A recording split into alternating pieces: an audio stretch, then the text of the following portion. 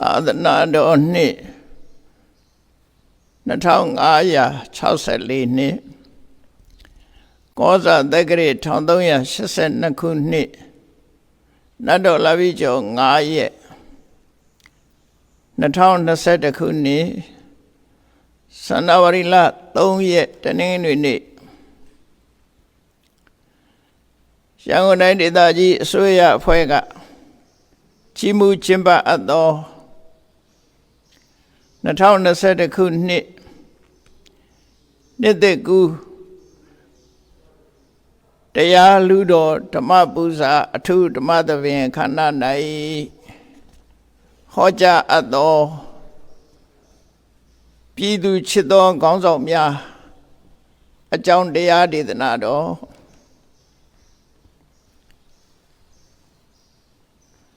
မြတ်စွာဘုရားကိုယ်တော်တိုင်ဟောကြားတော်မူခဲ့တဲ့ပိဋကတ်3သွဲနိကေ5ပြားဓမ္မခန္ဓာပေါင်း84,000ယမပြေမှာဒီကနေ့မျက်မှောက်ထိမတန်းနေရှိနေတဲ့ထဲကနေပြီးအင်္ဂုတ္တရနိကေမှာလာရှိတဲ့လိဆွေကုမာရကသုတ်တံကို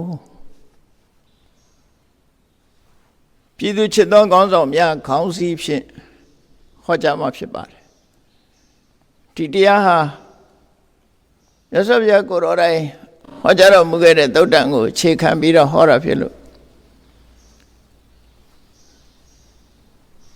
မြတ်စွာဘုရားရဲ့ဆုံးမတရားတွေသာလင်းဖြစ်တယ်မြတ်စွာဘုရားရဲ့တရားတော်တွေကိုကိုယ်ဝေရဘာသာတစ်ခုအနေနဲ့မသားမထားကြပဲနဲ့လိုက်နာကျင့်သုံးပွဲရှောင်းပွဲဆောင်ပွဲတွေကိုဖော်ပြထားတဲ့အဆုံးအမတွေတရားဒေသနာတော်တွေအဖြစ်လေးလံသင်ယူပြီးမသားလိုက်နာကြမယ်တရားတော်တွေအဖြစ်မသားဖို့လိုအပ်တယ်ပေါ့လောကမှာဘာသာတရားတွေမြောက်များစွာရှိတဲ့ထဲမှာရှုံကြည်ပြီးကိုယ်ွယ်ရဆူတောင်းရအဖြစ်သာဘာသာတရားတွေဟာအများအဖြစ်ယတ္တိနေကြတော့လေဘုရားမြတ်စွာဘုရားဟောတော်မူခဲ့တဲ့တရားတော်တွေကတော့ရှုံကြည်ဖို့ကိုယ်ွယ်ဖို့ဆိုရတဲ့သိယူမှန်သားလိုက်နာပြီးတော့ဘဝတိုးတက်ရေးသန္တရာကလွတ်မြောက်ရေးဆင်းရဲဒုက္ခအဆုံးသတ်ရေးဆိုတာတွေကိုကျင့်ဆောင်အားထုတ်နိုင်မှာဖြစ်လို့တကယ်ပညာရလို့ပြောရမှာပညာရဆိုတဲ့နေရာမှာ2မျိုးရှိတယ်လောကမှာယုတ်ထုပစ္စည်းတွေထုတ်လုပ်သုံးစွဲတဲ့ပညာရကတစ်မျိုးလူတွေရဲ့ရင်ထဲနှလုံးထဲမှာရှိတဲ့စိတ်နေသဘောထားတွေမြည်သူမြည်ပုံစိတ်ထားရမယ်မြည်သူမြည်ပုံကျင့်ကြံကြုတ်ကိုအထောက်ရမယ်လို့ညွှန်ကြားတဲ့အတိုင်းစိတ်နှလုံးကိုငြိမ်းချမ်းအောင်ဆောင်ရွက်ပေးနိုင်တဲ့စိတ်ပိုင်းဆိုင်ရာအဆုံးအမတရားတော်တွေလို့နှစ်ပိုင်းရှိတဲ့ထဲမှာမြတ်စွာဘုရားရဲ့ဆုံးမတွေဟာစိတ်ကိုဗဟိုပြုပြီးတော့ဆုံးမတာဖြစ်လို့လူတိုင်းဟာစိတ်နှလုံးအေးချမ်းစွာငြိမ်းချမ်းစွာနဲ့မိမိတို့ဘဝယတ္တိမှုကြိုးစားအထောက်ရတိုးတက်ကြီးပွားရေးအတွက်ကြိုးစားအထောက်လူတိုင်းဟာအလေးနဲ့ထားစဉ်းစားကြည့်လို့ရှင်လူတွေရဲ့ရင်ထဲမှာရှိတဲ့စိတ်ဟာအမှန်မှအရေးကြီးတယ်ဆိုတာတတိပြုပြီးကြမှာပါဗမာစကားမှာလည်းပဲစိတ်ပြုတ်ကိုနုစိတ်ထောင်းကိုခြေဆိုတာလို့အဆိုတွေရှိထားတဲ့အတိုင်းပဲစိတ်ဓာတ်ခွန်အားဟာအမှန်မှအရေးကြီးလို့စိတ်ဓာတ်ခွန်အားကိုစနစ်တကျတိုးပွားစေနိုင်တဲ့ အဆုံးအမတရားကတော့မြတ်စွာဘုရားရဲ့အဆုံးအမတရားသာလည်းဖြစ်တယ်စိတ်ပိုင်းဆိုင်ရာဖွံ့ဖြိုးတိုးတက်လာပြီဆိုလို့ရှိရင်ရုပ်ပိုင်းဆိုင်ရာလည်းဖွံ့ဖြိုးတိုးတက်နိုင်တယ်စိတ်ပိုင်းဆိုင်ရာကဖွံ့ဖြိုးတိုးတက်မှုမရှိဘဲနဲ့ရုပ်ပိုင်းဆိုင်ရာတစ်ခုတည်းသာတိုးတက်နေမယ်ဆိုလို့ရှိရင်လူတွေဟာစိတ်ချမ်းသာကိုယ်ချမ်းသာမှုနဲ့ငြိမ်းချမ်းတဲ့ဘဝကိုရရှိကြမှာမဟုတ်ချီးပွားလေးလေးစိတ်သောကတွေများလေးလေးစိတ်ထက်ကြမှုတွေနဲ့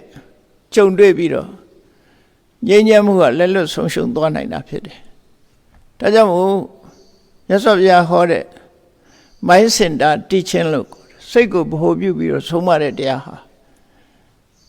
ရုပ်ပိုင်းဆိုင်ရာတိုးတက်မှုစိတ်ပိုင်းဆိုင်ရာတိုးတက်မှုနှစ်ခုလုံးတွင်အဓိကကြတာစိတ်ပိုင်းဆိုင်ရာတိုးတက်မှုဖြစ်တယ်ဆိုတာ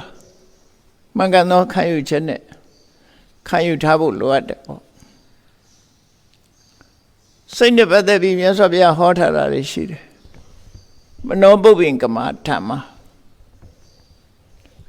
သဘောဝတရားတွေလောကလူတွေကြုံတွေ့နေရတဲ့အရာတွေခတ်သိမ်းကိုစိတ်ကဥဆောင်နေတယ်လို့ဆိုတယ်ကောင်းတာလည်းစိတ်ကဥဆောင်တာပဲမကောင်းတာလည်းစိတ်ကဥဆောင်သွားတာပဲအဲ့ဒီဥဆောင်တဲ့စိတ်ကိုပြုပြင်ထိန်းသိမ်းနိုင်မယ်အကောင်းဆုံးဖြစ်အောင်ကြိုးစားနိုင်မယ်ဆိုရင်အကောင်းဆုံးတိုးတက်မှုကိုရရှိမှာဆိုတာမြေကြီးလက်ခံမလွယ်ဘူးပေါ့ဒါကြောင့်မို့ပြည်သူချစ်သောကောင်းဆောင်များလို့မြတ်စွာဘုရားသုံးခဲ့တဲ့စကားလုံးလေးနဲ့အနိကဆုံးအနုကမ္ပိတပြည်သူတွေမေတ္တာတက်ရောက်ပြီးတော့အားလုံးရဲ့မေတ္တာကိုရရှိတဲ့ကောင်းဆောင်ဆိုတဲ့အတိတ်ပဲနဲ့ဒီတရားကိုဟောကြားမှာဖြစ်တယ်အဲ့တော့လေးဆွေကုမာရကတုတ်တန်ကိုစတင်ပြီးတော့ဟောကြားရအောင်နားကြရအောင်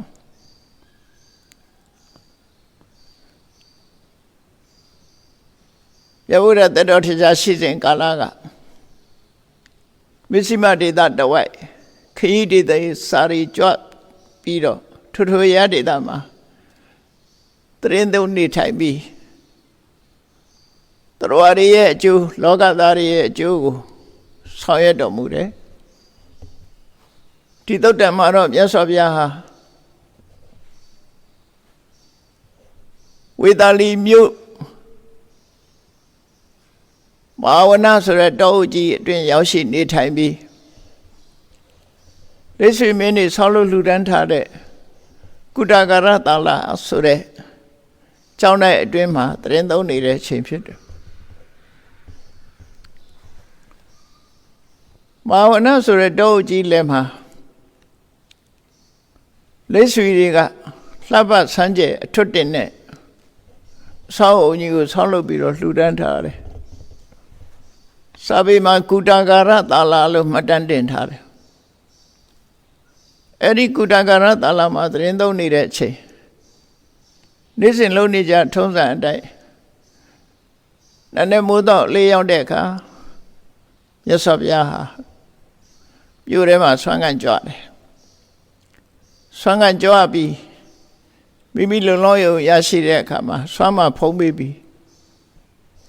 ကျောင်းတော်ကိုပြန်လာခဲ့တယ်နေပိုင်းရောက်တဲ့အခါကျတော့ကုတကာရတာလာကျောင်းထဲမှာမနေပဲနဲ့မဟာဝနဆိုတဲ့တောအုပ်ကြီးတဲ့ကိုမြတ်စွာဘုရားဝင်ရောက်ပြီးအရေးအဝါဒကောင်းတဲ့တစ်ပင်တစ်ပင်အောက်မှာနေထိုင်တယ်မြတ်စွာဘုရားဘဝဟာအမြဲတမ်းထူးခြားတယ်မွေးဖွားတဲ့အခါမှာလည်းပဲတစ်ပင်အောက်မှာမွေးဖွားခဲ့တာတရားကျင့်တဲ့အခါမှာလည်းတစ်ပင်အောက်ကျင့်ပြီးတရားဓုတရားမြတ်ရတဲ့အခါမှာလည်းပဲတစ်ပင်အောက်မှာရတာဖြစ်တယ်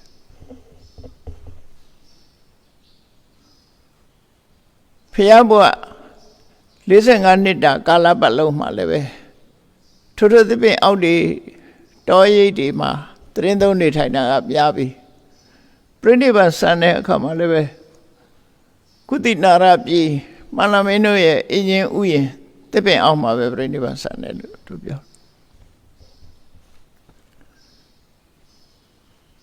အဲ့တော့တဘာဝပတ်ဝန်းကျင်ကိုတဘာဝပတ်ဝန်းကျင်မှာ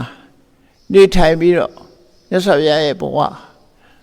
လောကသားတွေရဲ့အကျိုးဆောင်ရွက်တော်မူခဲ့တာဖြစ်တယ်ခုလည်းပဲဆွမ်းခံဖုံးပေးပြီးတဲ့အခါမှာအဆောင်ဦးထဲမှာတရင်မသုံးမဲ့နဲ့မာဝနာတောအုပ်ကြီးတွေဝင်ပြီးတော့တစ်တပင်အောက်မှာတရင်သုံးနေထိုင်တယ်အဲ့ဒီချိန်မှာဝေသာလီမြို့တဲကလိတ်ဆွေမင်းသားတွေဟာလူငယ်လူရွယ်တွေမဟာဝနဆိုတဲ့တောအုပ်ဖက်ကိုထွက်လာကြတယ်မဟာဝနဆိုတဲ့တောအုပ်ကြီးကလည်း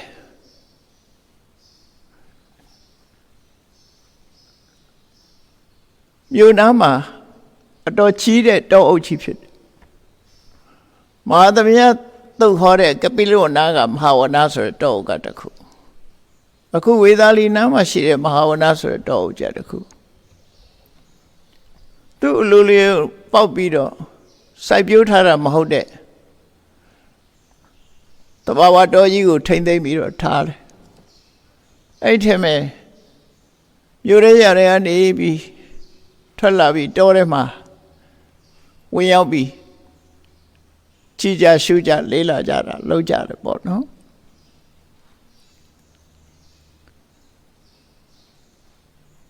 ဝေသာလီရဲ့ဝေသာလီဟာမြို့တော်ဝေသာလီမြို့တော်ရဲ့တရားဌာနကိုတော့ဝိစီနိုင်ငံလို့ခေါ်တယ်ဝိစီနိုင်ငံတော်ကြီးရဲ့မြို့တော်ကဝေသာလီဖျားလက်ထက်မှာအလုံးကိုစီကာတိုးတက်လာလို့မြို့ပြအိမ်ယာတွေကိုထတိုင်းတွေကိုသုံးချိန်သုံးကချဲ့ပြီးတော့မြို့ကိုချက်ထွင်ရတဲ့မြို့ကြီးပေါ့ဒီကနေ့ခေတ်မှာလည်းပဲတိုးတက်လာတဲ့မြို့ကြီးတွေဟာအခုလိုပဲချက်တွင်ကြရတာဖြစ်တယ်ဝေသာလီဟာအလုံးကိုစီကားလာတယ်ဝေသာလီဗဟိုပြုတ်ပြီးတော့ဝိစီတိုင်းကြီးကိုအုပ်ချုပ်တဲ့ပုဂ္ဂိုလ်တွေကတော့လိတ်ဆွေလို့ခေါ်တဲ့မင်းမျိုးတွေပဲဖြစ်တယ်သူတို့ဟာတဦးတယောက်ထိကအုပ်စိုးတဲ့ monarchical system နဲ့ဧကရာဇ်ဘုရင်စနစ်နဲ့အုပ်စိုးတာမဟုတ်ဘဲနဲ့ခဏခေတ်ပါလီမန်စနစ်ခတ်ဆန်တာလိတ်ဆွေလူမျိုးတွေကပဲစုပေါင်းပြီးတော့အုပ်စိုးတဲ့နိုင်ငံကြီးဖြစ်တယ်။ oligarchy လို့ခေါ်တာပေါ့။အဲ့ဒီ oligarchy system နဲ့လူမျိုးတစ်မျိုးပါတီတစ်ခုကနေပြီးတော့တိုင်းပြည်ကိုအုပ်စိုးတယ်။ဝေသာလီပြည်မှာလိတ်ဆွေတိုင်းပြည်ကိုအုပ်ချုပ်တဲ့လိတ်ဆွေမင်းတွေဟာ9,900ယောက်ရှိတယ်လို့ဆိုတယ်ဒါသူတို့မင်းသားတွေပေါ့နော်သူတို့နေထိုင်တဲ့အဆောက်အုံနန်းတော်ပြန်တက်ကြီးတွေကလည်း9,909ခုဥယျာဉ်ဗိမာန်တွေကလည်း9,909ခုရေရင်းရေကန်စသည်ကလည်း9,909ခုဆိုလိတ်ဆွေတို့ရဲ့လှပတဲ့အဆောက်အဦတွေဥယျာဉ်ဗိမာန်တွေနဲ့ပဲဝေသာလီမြို့ကြီးဟာအလွန်ကိုခမ်းနားတိုင်းမြိုက်ပြီးတော့နေတယ်။တမန်ပြည်သူတွေလည်းများစွာရှိတော့အဲ့လိုဝေသာလီပြည်ဟာတိုးတက်စီကားပြီးတော့နေတယ်။လိတ်ဆွေတွေကြောင့်တိုးတက်စီကားတယ်လို့ဒီလိုပြောအောင်။အဲ့ဒီလိတ်ဆွေတွေဟာထိုခေတ်ကအင်တာမကြိုးစားကြတယ်။သမိုင်းကြောင်းလေးကိုနည်းငယ်ဆက်ဆက်ပြီးတော့ပြောရမယ်ဆိုလို့ရှိရင်ထိုခေတ်ကတိုင်းပြည်အုပ်စိုးတဲ့ဘုရင်မင်းတရားတွေဟာသူတို့ရဲ့သားတွေကိုတက္ကသိုလ်ပြည်ဒိဋ္ဌပါမောက္ခဆရာကြီးစီပညာသင်လွှတ်ကြတယ်ကာတိကောသလတိုင်းကိုအုပ်စိုးတဲ့မဟာကောသလဘုရင်ကြီးကသူ့ရဲ့သားတော်ပသိဏရိမင်းသားကိုတက္ကသိုလ်ဆေလွတ်တယ်ခဏခေတ်မှလည်းပဲလူငယ်လူရွယ်တွေထင်ရှားကြော်ကြတဲ့တက္ကသိုလ်တွေ ပို့လွတ်ပြီးတော့ပညာသင်စေကြတာပဲဒါအစင်လာကြီးတစ်ခုပဲနောက်ဝိစီတိုင်းကလည်းပဲလက်ဆွေမင်းတွေကသူတို့ထဲကရွေးနှုတ်ပြီးတော့မဟာလိဆိုတဲ့လက်ဆွေမင်းသားကိုတက္ကသိုလ်ပညာသင်ဖို့ဆစ်လွတ်တယ်ကုသီနာရတိုင်းပြည်လေးကမန္လမင်းသားဖန္ဒူလာကိုလည်းပဲသူ့ရဲ့ဖာခပီးတော်တွေကတက္ကသိုလ်ဆစ်လွတ်တယ်အဲ့ဒီမင်းသား၃ယောက်ဟာတက္ကသိုလ်မြို့ကြီးအရောက်မြို့တကာကခိတ္တခဏအပန်းဖြေတဲ့တဲခုတ်ကန်လေးမှာဆုံစည်းမိကြတယ်ဆုံစည်းမိတော့တကယ်ချင်းဖြစ်သွားကြပြီပညာအသင်တုပညာအတူသင်ရတဲ့ရင်းနှီးတဲ့မိတ်ဆွေတွေဖြစ်သွားကြတယ်လို့ဆိုပညာတက်လို့ပြန်လာတဲ့အခါမှာပသိဏရီမင်းသားကကောသလရဲ့ဘုရင်တာဝတိမြို့မှာရှင်ဘုရင်ဖြစ်တင်မြောက်ချင်းခံရတယ်မဟာလိဆိုတဲ့လက်ဆွေမင်းသားကပြန်ရောက်တဲ့အခါမှာအတတ်ပညာတွေပြလို့ကျိုးစားပန်းစားသူပညာရက်တွေကိုပြတဲ့အခါမှာမတော်တဆမျက်စိထိကြိုက်ပြီးမျက်စိပြတ်သွားရှာတယ်အဲ့တော့လက်ဆွေတွေကသူ့ရဲ့ပညာအရေးချင်းကိုလေးစားသောအဖြစ်မျက်စိပြတ်သွားတော့လည်းပဲတနေ့မှာဒီအခွန်ငွေပေါ့ခုခေတ်ပေတိုးဂိတ်တွေလို့ပေါ့ဝေသာလီမြို့ကြီးအဝင်ထွက်လုပ်တဲ့ပုံကိုယ်တွေကုန်တဲ့ပွဲစားတွေကဝင်နေထွက်တဲ့ပုံကိုယ်တွေကပတ်စံပေးရအဲ့တနေ့ကိုအခွန်ငွေ3သိန်းရတဲ့တကားကိုသူ့ကိုပိုင်ပေးထားပြီးလက်ဆွေမင်းသားတွေကိုပညာသင်ပေးဖို့သူတက်လာတဲ့တတ်ပညာကိုပညာသင်ပေးဖို့သူ့ကိုတောင်းပေးထားတယ်မျက်စိမကောင်းတော့လဲတိုင်းကျိုးပြည်ကျိုးကိုသူဆောင်ရွက်နိုင်တယ်လို့သူဆိုတယ်ကုသီနာရကမန္လမင်းသားဗန္ဓုလကတော့ပြန်လာတဲ့အခါမှာသူကဓာဆွမ်းပြတယ်အတတ်ပညာနဲ့သူ့အတတ်ပညာရဲ့အစွမ်းကိုပြတာတယ်ပေါ့အဲ့ဒီလိုပြတာတဲ့အခါမှာဝါအလုံး60ပါတဲ့ဝါအစီပေါင်း60တန်းပြီးတော့ထောင်ထားပြီး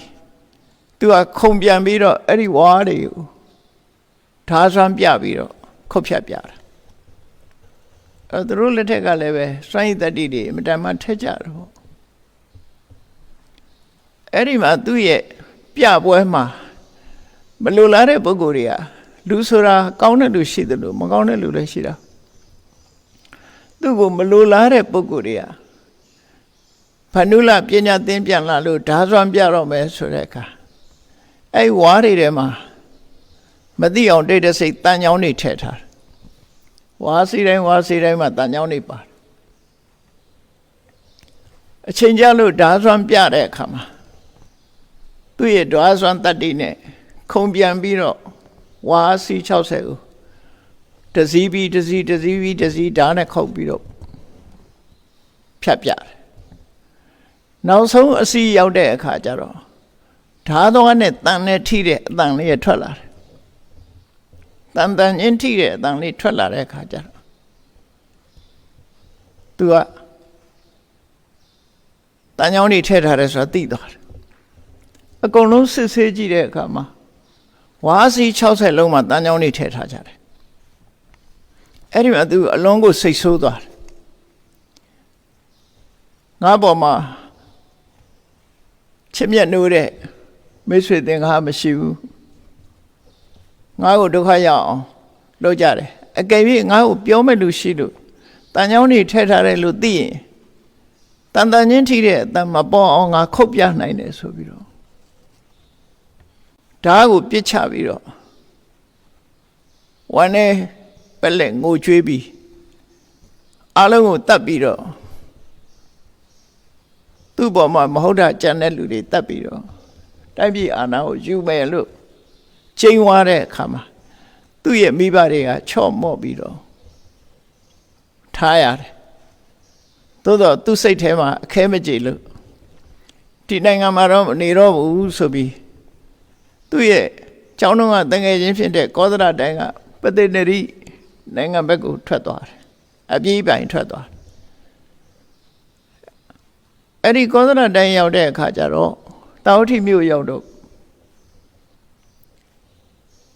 ပသိနရိ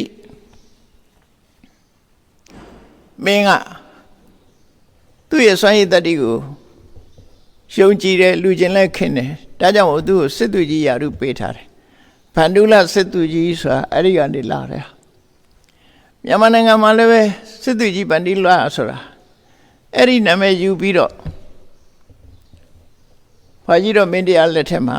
ထင်ရှားကြော်ကြတဲ့စစ်သူကြီးတူမဟာဗန္ဓုလဆိုပြီးအလုံးသိကြတယ်ပေါ့နော်နာမည်ကတော့အဲ့ဒီကဆက်လာတဲ့နာမည်ပေါ့ဗန္ဓုလဆိုတဲ့ဘွဲ့ပေးထားအဲ့ဒီလိုတိုင်းရေးပြည်ထူထောင်တဲ့ပုဂ္ဂိုလ်တွေကပညာသင်ပြီးတော့ခေါင်းဆောင်လုပ်ကြရတယ်အဲ့ဒီမဲ့ဝိစိနိုင်ငံတော်ကြီးကိုခေါင်းဆောင်ကြတဲ့ဝေသာလီမင်းနေတယ်မယ်ပညာတော်သင်ပြန်ဖြစ်တဲ့မဟာလိကတော့မျက်စိပြတ်သွားရှာတယ်သို့တော့သူဟာဒိဋ္ဌိမင်းသားငယ်တွေကိုသူသင်လာတဲ့ပညာရက်တွေကိုသင်ကြားပို့ချလို့ဒိဋ္ဌိတွေဟာညပြစ်တဲ့နေရာမှာထူးချွန်ကြအဲ့ဒီခေတ်ကခုခေတ်လိုသင်္နက်လက်နဲ့တွေမရှိသည့်အတွက်ကြောင့်မြားဟာအရေးကြီးတဲ့အဝေးကနေပြေးရတဲ့လက်နဲ့တစ်မျိုးဖြစ်တော့အလွန်ကျွမ်းကျင်စွာပြစ်နိုင်ကြဒိဋ္ဌိမင်းသားတွေဟာစီရေးလေ့ကျင့်မှုစစ်ပညာသင်တဲ့အချိန်မှာသူတို့ဟာတက်သားကောင်းအုံးပြီးတော့အိတ်ကြရတယ်။မြားပြည့်လေ့ကျင့်နေတဲ့အခါမှာဘလောက်ထီအောင်စွမ်းရည်တတ္တိထက်တယ်လဲလို့ဆိုရင်တော့ပေါက်လောက်အပေါက်ကလေးကနေပြီးတစ်ဖက်မှာရှိတဲ့တာခက်ပြစ်မှတ်ကိုမှောင်အောင်ပြစ်နိုင်ကြတယ်။ရှေ့ကပြစ်လိုက်တဲ့မြားကိုမြားရဲ့အမီးကို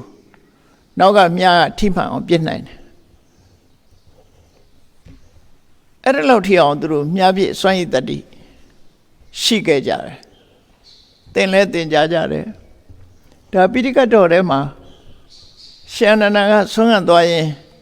လိဆွေမင်းနေမင်းသားငယ်တွေမြားပြည့်လေ့ကျင့်တာကိုကိုယ်ရမြင်ခဲ့ရတဲ့အခါကျတော့မြတ်စွာဘုရားကိုလျှောက်တယ်သူတို့ဟာသိကျွမ်းကျင်ကြတာပဲမြားတစ်စင်းနဲ့တစ်စင်းထိအောင်ပြစ်နိုင်ရတယ်ဆိုတဲ့အကြောင်းပုံခံနုပုံခံဆိုတဲ့စကားလုံးလေးနဲ့မြတ်စွာဘုရားလျှောက်တော့မြတ်စွာဘုရားယဟန်တော်တွေကိုအဲ့ဒီလိဆွေတွေစူးစမ်းတယ်လို့စိတ်ပိုင်းဆိုင်ရာတရားဓမ္မတိုးတက်အောင်လဲစူးစမ်းရမယ်လို့ဟောတာပြောသုတ်တန်လေးတွေရှိတယ်တက်တန်ကောင်းအိပ်ပြီးတော့အခုလိုစူးစမ်းပန်းစားလှုပ်ဆောင်နေသည်မြတ်လိဆွေတွေကိုဘယ်သူမှအနိုင်မယူနိုင်ပါဘူးလို့အစန္ဒတကလိဆွေနိုင်ငံတော်ကိုဝင်ရောက်ကျူးကျော်တိုက်ခိုက်ဖို့ကြံစည်နေတာကိုမြတ်စွာဘုရားကသိရှိလို့လိဆွေတွေကအခုလိုစူးစမ်းနေသည်မြတ်အစန္ဒတဘယ်တော့မှအခွင့်အရေးမရနိုင်ဘူးလို့လူဟောခဲ့တဲ့သုတ်တန်လေးတွေဟာအမှတ်တရရှိတယ်ပေါ့နော်စီလုံးညီညွတ်တယ်စူးစမ်းကြတယ်ဒီခါမှလည်းပဲမြတ်စွာဘုရားကမဟာဝနတောထဲမှာရောက်ရှိနေထိုင်တဲ့အချိန်မှာမြတ်ပြည့်ကျွမ်းကျင်တဲ့လိဆွေမင်းသားငယ်တွေဟာလင်းညိုတင်ထားတဲ့မြားတွေလေးတွေကိုကိုယ်တိုင်ကိုယ်ဆိုင်ကိုယ်စီကင်ပြီးတော့တောထဲဝင်လာကြတယ်သူတို့နဲ့အတူလေ့ကျင့်ထားတဲ့ခွေးတွေလည်းပါလာတယ်တောထဲဝင်ရောက်လာကြတယ်တောထဲဝင်ရောက်လာတဲ့အခါခက်လန်းလန်းကနေပြီးတော့မြတ်စွာဘုရားတစ်တပင်အောက်မှာထိုင်ပြီးတော့သောဘာဘဝင်စားနေတာမြင်ရတဲ့အခါကျတော့ဒီလိဆွေမင်းသားငယ်လေးငယ်တွေက လူငယ်လူရွယ်တွေကသူတို့လက်ထဲမှာကိုင်းလာတဲ့လေးတွေအလုံးကိုချခွေးတွေကိုတနေ့မောင်းလွတ်ပြီးမြတ်စွာဘုရားအနိနာတိုးတိုးတိတ်တိတ်သွားကြပြီးတော့ဘုရားကိုလက်ဥချီပြီးတော့ညိတ်သက်စွာထိုင်နေကြတယ်အဲ့ဒီလိုနေတဲ့မြင်ကွင်းကိုလိတ်ဆွေခေါင်းဆောင်တဦးဖြစ်တဲ့မဟာနာမဆိုတဲ့လိတ်ဆွေကတွေ့တယ်တွေ့လာတော့ဝမ်းသာအားရသူလည်းမြတ်စွာဘုရားနာကိုသွားပြီးတော့ဘုရားရှိမှသူ့နှုတ်ကနေပြီးတော့ဥဒန်းကျလိုက်တာပါတော့ဆိုဘဝိတ္တန္တိဝိစီဘဝိတ္တန္တိဝိစီဘုရားနာမှာဝိစီနိုင်ငံတော်ကြီးတော့ကြီးပွားအောင်မှာပဲဝိစီနိုင်ငံတော်ကြီးကတော့ကြီးပွားအောင်မှာပဲလို့အတန်ထုတ်ပြီးတော့ပြောလိုက်တဲ့အခါမှာမြတ်စွာဘုရားကသူ့ကိုမေးခွန်းမေးလိုက်တယ်ဒါကနေစထားတယ်ဒီသုတ်တံမှာနော်မေးခွန်းမေးလိုက်တယ်မဟာနာမဘာဖြစ်လို့ဝိစီနိုင်ငံတော်ကြီးဟာကြီးပွားအောင်မှာပဲဝိစီနိုင်ငံတော်ကြီးဟာကြီးပွားအောင်မှာပဲလို့ဘာဖြစ်လို့ပြောတာလဲလို့ဆိုအရှင်ဘုရားတဲ့ဒီမင်းသားငယ်တွေဒီလူငယ်တွေဟာအတော်ကြမ်းတမ်းပြီးတော့ရိုင်းဆိုင်တဲ့ကလေးတွေဖြစ်တယ်သူတို့ဟာအလွန်ကြမ်းကြုတ်ကြတယ်ပညာသင်ကြားပြီးတော့ရက်ဆက်ကြမ်းကြုတ်မှုရှိတယ်ဆိုလိုတာကတော့ရက်ဆက်ကြမ်းကြုတ်တယ်ဆိုတာထက်မြက်တယ်လို့ပြောတာပေါ့နော်ကြမ်းကြုတ်တယ်ဆိုတာထက်မြက်ကြတယ်သူတို့ဟာလမ်းတဲ့ဆန်ဆန်ဒီ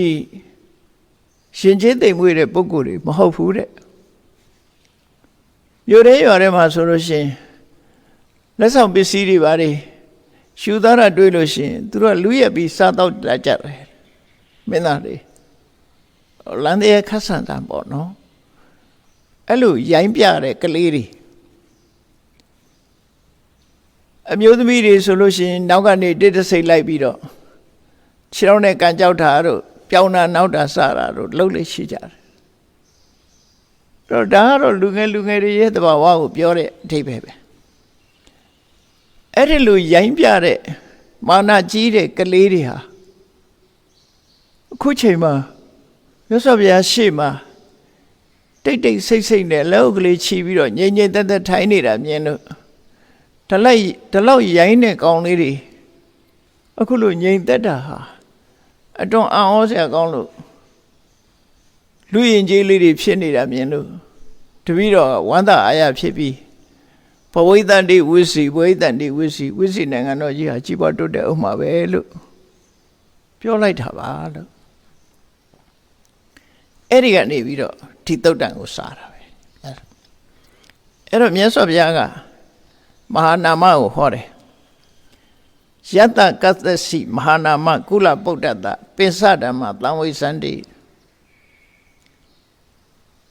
ခေါင်းဆောင်လုပ်တဲ့အမျိုးခေါင်းသားမှာအရေးချင်း9ရက်ရှိမယ်ဆိုရင်ကြီးပွားတိုးတက်နိုင်တယ်အရေးချင်း9ရက်ရှိရမယ်ခေါင်းဆောင်ဆိုသည်မှာမြတ်စွာဘုရားကခေါင်းဆောင်တွေကိုဖော်ပြထားတယ်အဲဒီမှာယတိဝရိညောခတ္တိယတမௌဒဝတိတ္တတဖိသိက်သွန်းပြီးတော့တိုင်းပြည်ကဘယင်မြောက်ထားတဲ့ဘယင်ပဲဖြစ်စေမင်းမြောက်ထားတဲ့ဘယင်ပဲဖြစ်စေဘယင်ဟာလည်းတိုင်းပြည်ရဲ့ခေါင်းဆောင်ဖြစ်တယ်ဒါထိုခေတ်ကအုပ်စိုးတဲ့စနစ်တွေကအမျိုးစုံရှိတယ်ပေါ့ယတိဝရတ္ထိကတပိတ္တနိကတပိဋိကတမိဘရဲ့အမွေရမိဘရဲ့အမွေခံဒီမျိုးစားအဖြစ်ရှာလို့ရတဲ့ပုဂ္ဂိုလ်ပဲဖြစ်စေဒါလည်းကောင်းဆောင်တစ်ခုပဲသေနာယသေနာပဋိကတစစ်တပ်ကိုခေါင်းဆောင်တဲ့စစ်သူကြီးပဲဖြစ်စေသေနာပဋိစစ်သူကြီးပဲဖြစ်ပါစေယတိဝါကာမခာမနိကတမြို့ရွာတွေကိုအုပ်ချုပ်ရတဲ့မြို့တကြီးရွာတကြီးပဲဖြစ်ပါစေယတိဝါပုဂခာမနိကတအသင်းဖွဲ့တွေကိုအုပ်စိုးတဲ့အသင်းကောင်းဆောင်ပဲဖြစ်စေခဏတော့ဥက္ကဋ္ဌလို့ခေါ်တဲ့ဟာတွေပေါ့နော်ခေါင်းဆောင်ပဲဖြစ်ပါစေ နောက်ဆုံးရှေဝပနာကုလိတုပစ္စေကဓိပစ္ဆံကာရဏတိတဲ့လူတွေရဲ့အတိုင်းဝိုင်းထဲမှာအကြီးကဲရာထူးပေးပြီးတင်မြှောက်ထားတဲ့ပုဂ္ဂိုလ်တွေဘယ်ပုဂ္ဂိုလ်ပဲဖြစ်ဖြစ်ခေါင်းဆောင်ဆိုတာဟာအသင်းအဖွဲ့ခေါင်းဆောင်ဟာလည်းခေါင်းဆောင်ပဲတိုင်းပြည်ခေါင်းဆောင်တာလည်းခေါင်းဆောင်ပဲစစ်တပ်ခေါင်းဆောင်တာလည်းခေါင်းဆောင်ပဲနော်မြို့တစ်ခုရွာတစ်ခု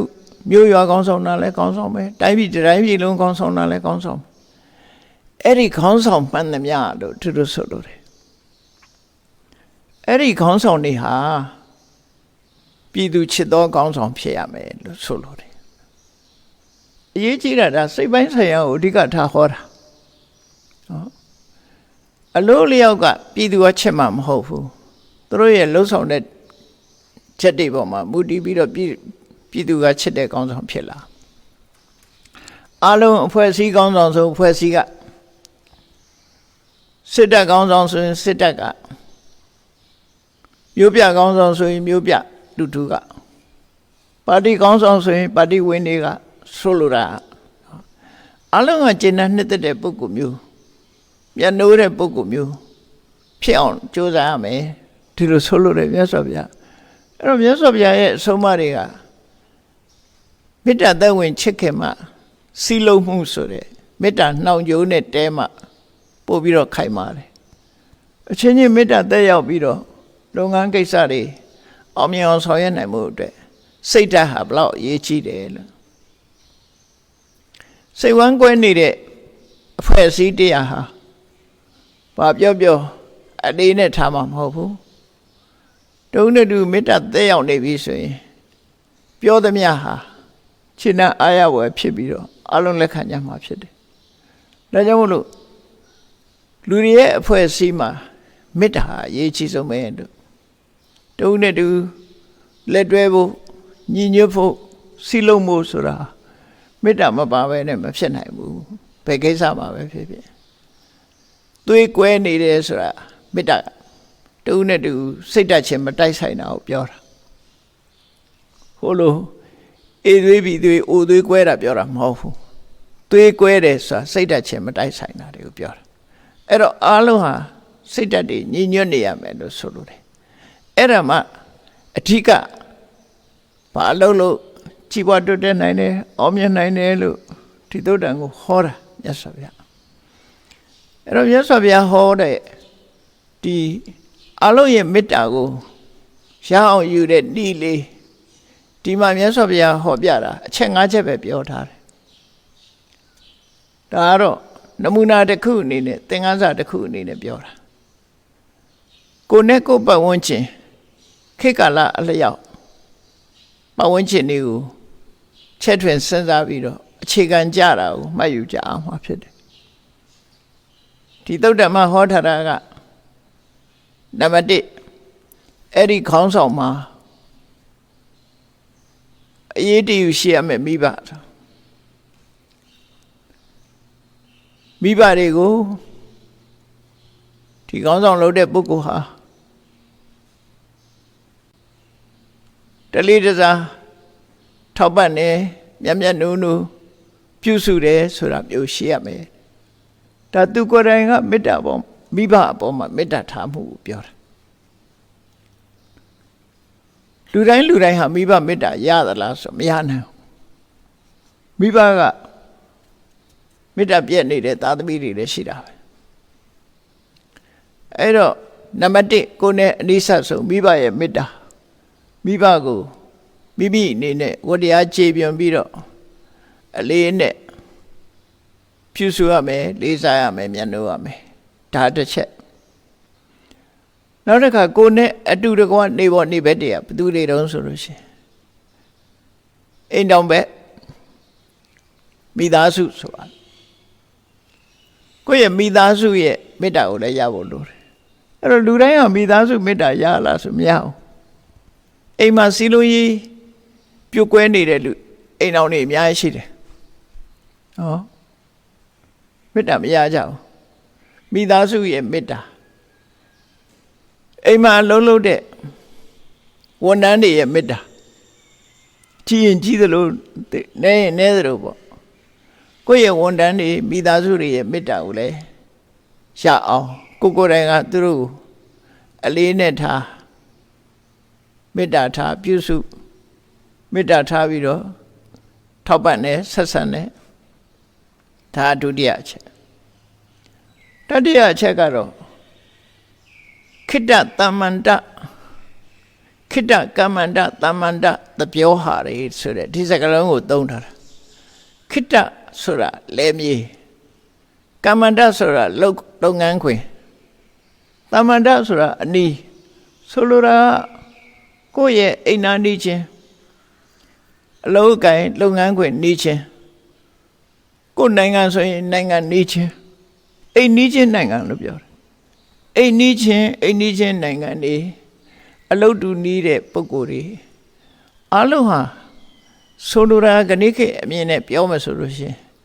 အိမ်နေခြင်းနိုင်ငံတွေရဲ့မေတ္တာသက်ရောက်မှုကိုရအောင်ယူရမယ်အိမ်နေခြင်းနိုင်ငံနဲ့တက်အောင်ပေါင်းအောင်မလို့ပြောတာနော်အိမ်နေခြင်းနိုင်ငံနဲ့မေတ္တာရှိနေရမယ်အိမ်နေခြင်းဆိုတာပမာစကားပုံအတိုင်းပဲနီးတစ်ချက်တဲ့နီးမတည့်ကြတာတွေကရှိတယ်လေတော့ကြပေါ်လာလိုက်ကျူးကျော်တယ်ဆိုပြီးတော့စကားများကြရံဖြစ်ကြအိမ်နာနေခြင်းဆိုရင်ဟိုတစ်ဖက်အိမ်ကခြံချဲ့တယ်ဆိုပြီးဒီဘက်ကရံဖြစ်ပြန်အဲ့လိုမျိုးတွေဖြစ်တတ်တယ်ပေါ့နော်ဒါကြောင့်မို့အိမ်နာနေခြင်းမှာမေတ္တာသက်ရောက်ဖို့လိုအပ်တယ်ကိုယ့်ဘက်ကလည်းကောင်းအောင်မယ်သူ့ဘက်ကလည်းကောင်းအောင်နှုံဝတ္တရားခြေပြုံမယ်ဆိုလို့ရှိရင်အိမ်နာနေခြင်းကောင်းတွေဖြစ်လာမယ်အဲ့ဒီအိမ်နာနေခြင်းကောင်းဖြစ်ဖို့ကလည်းအရေးကြီးတဲ့အချက်တစ်ခုပဲတဲ့ကိုယ်တိုင်စပြီးခေါင်းဆောင်ကောင်းဟာကောင်းအောင်လုပ်ရမယ်လို့ပြောတယ်အိမ်နာနေခြင်းတွေနဲ့တက်အောင်ဆင်ပြေအောင်နေထိုင်ရမယ်နောက်ဆုံးတစ်ခုကတော့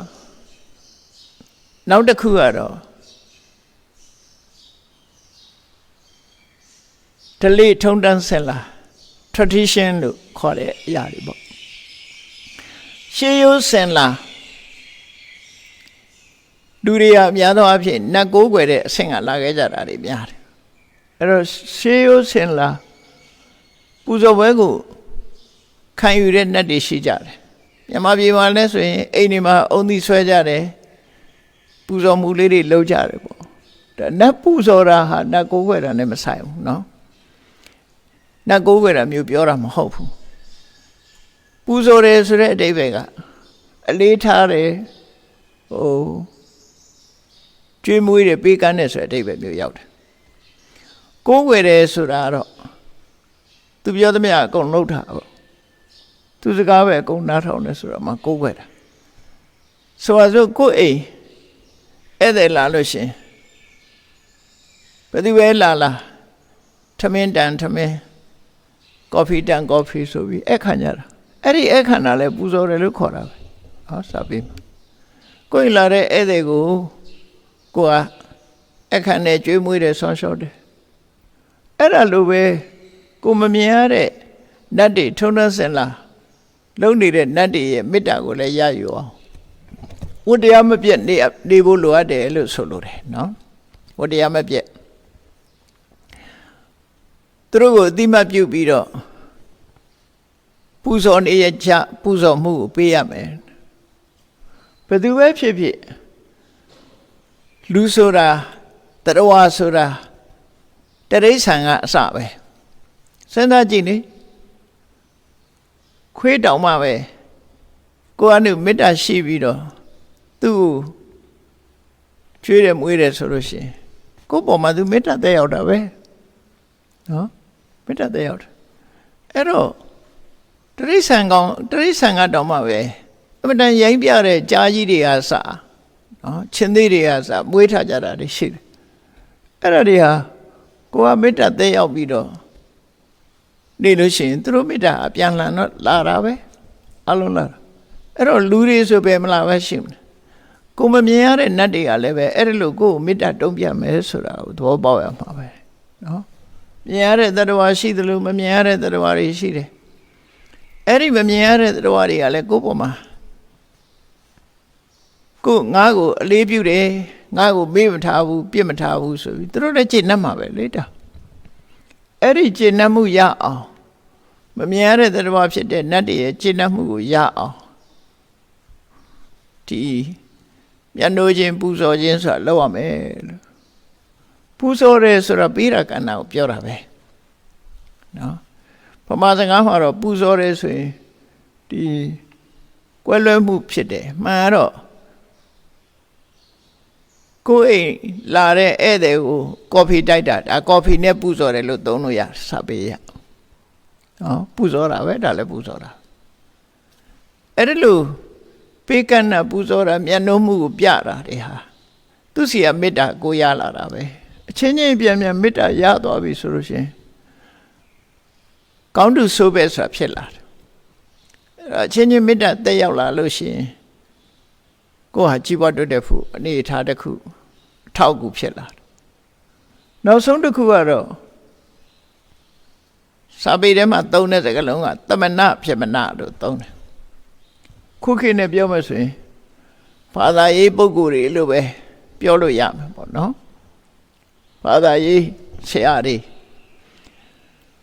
အိန္ဒိယနိုင်ငံမှာပထမဆုံးဘာသာရေးနဲ့ပတ်သက်တဲ့အုပ်စုကြီးနှစ်ခုရှိတယ်ပထမအုပ်စုကပြမနာလို့ခေါ်တယ်အဲ့ဒီပြမနာကတို့ကတော့မကောင်းမှုတွေကိုမျောမယ်မကောင်းမှုတွေကိုဆေးကြောတန်းစင်မယ်ဆိုရင်အိမ်တော်ပြုတဲ့လူဘဝမှာလူလောကမှာမနေဘဲနဲ့ရေသေးရဟန်းဟုတ်ပြီးတော့နေကြတယ်မကောင်းမှုကိုမျောတယ်ဆိုတဲ့အနေနဲ့အဲ့ဒါပြမနာအုပ်စုနောက်တစ်ခါပြမနာအုပ်စုတွေအချင်းပြက်လာတာကိုအချင်းပြက်ရုံမကသူတို့ကပြမနာလူမျိုးတွေသာလျှင်ကျင့်ရမယ်ဆိုတဲ့ကန့်သတ်ချက်တွေဖြစ်လာတဲ့အခါဉာဏ်တဲ့ပုဂ္ဂိုလ်အများစုကမကြည်မနှက်ဖြစ်လာပြီငါတို့ကမကောင်းတဲ့စိတ်ဓာတ်တွေငြိမ်းအောင်ကျင့်မယ်ဆိုပြီးတော့ပါပေသမေတိတိသမနောဆိုတဲ့သမဏအုပ်စုတစ်ခုပေါ်လာပြန်တယ်ဘာသာရေးကိုင်းနှစ်ကိုင်းပေါ်လာတာအဲ့ဒါကိုသမဏအုပ်စုနဲ့ပြမနာအုပ်စုသမဏပြမနာ movement လို့ခေါ်တယ်အုပ်စုကြီးနှစ်ခုပေါ်လာဒါရှေးခေတ်ကဘာသာရေးအုပ်စုနှစ်ခုပဲကောင်းနေထိုင်မဲ့ဘာသာရေးလုပ်တယ်ဆိုတာဖျားတရားအလုပ်ကိုလုပ်တယ်စီးပွားရေးအလုပ်ကိုလုပ်တာမဟုတ်တော့ဘူးအဲ့ဒီအလုပ်ကိုလုပ်နေကြတဲ့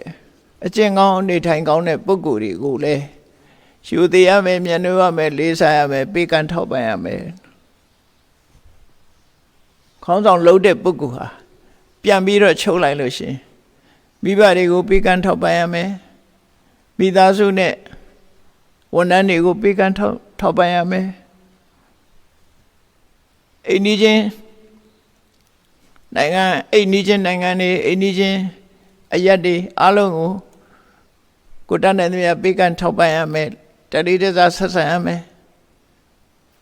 မမြင်ရတဲ့နတ်တွေကိုလည်းပေးကမ်းထောက်ပံ့ပြီးတော့လုံနေကြထုံတန်းစင်လာမဖြစ်လုပ်ရမယ်ဘာသာရေးပုဂ္ဂိုလ်တွေကိုလည်းပဲပေးကမ်းထောက်ပံ့ပြီးတော့အလေးအမြတ်ပြုရမယ်လို့အဲ့ဒီအချက်၅ချက်နဲ့ပြည့်စုံတဲ့ခေါင်းဆောင်ဟာချီးပွားတိုးတက်မှာပဲလို့ဒီသုတ်တံကိုမြတ်စွာဘုရားဟောတာယတ္တကတ္တစီမဟာနာမကုလဗုဒ္ဓတပစ္စဓမ္မာဘယ်ခေါင်းဆောင်မျိုးပဲဖြစ်ဖြစ်ဘယ်အဖွဲ့အစည်းရဲ့ခေါင်းဆောင်ပဲဖြစ်ဖြစ်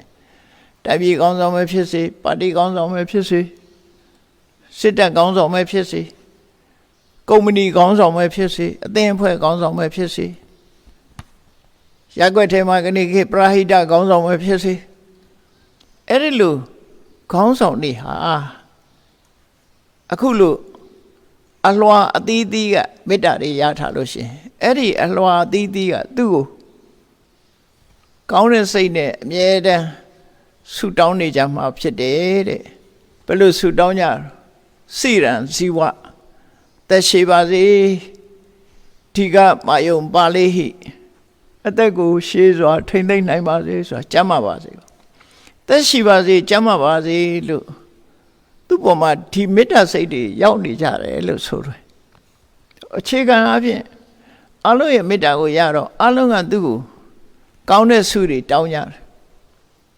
ကောင်းတဲ့ဆုတွေတောင်းပြီးအသက်ရှိပါစေကျန်းမာပါစေလို့အားလုံးရဲ့မေတ္တာကို